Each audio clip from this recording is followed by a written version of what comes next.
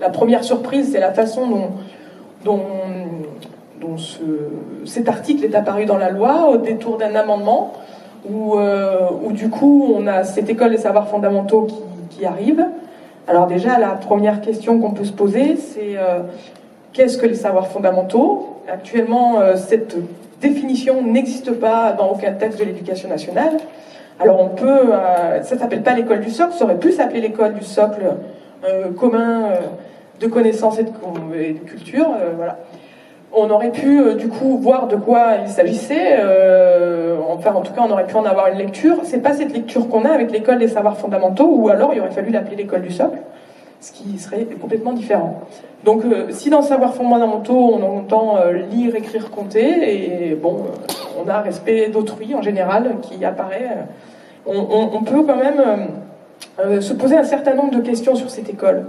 Alors, déjà, la première particularité par rapport à cette école des savoirs fondamentaux, c'est qu'on nous dit que c'est quelque chose d'expérimental et qui n'est pas voué à se développer sur les territoires. Enfin, à petite échelle, en tout cas. C'est ce qui nous est dit.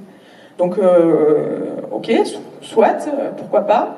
Mais alors, se pose deux questions. Donc, pourquoi en avoir fait un article de loi? C'est la question qu'on peut se poser. Et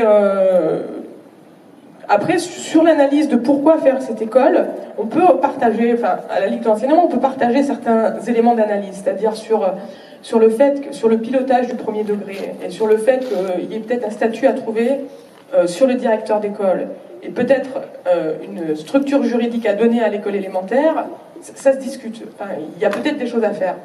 À savoir si l'école des savoirs fondamentaux répond à cette question, je pense pas. Voilà, c'est là où il y a une différence entre l'analyse où on peut être d'accord, mais sur beaucoup des choses, hein, sur l'analyse on peut être d'accord, hein, sur la plupart des articles de loi, l'analyse, on peut en partager l'analyse.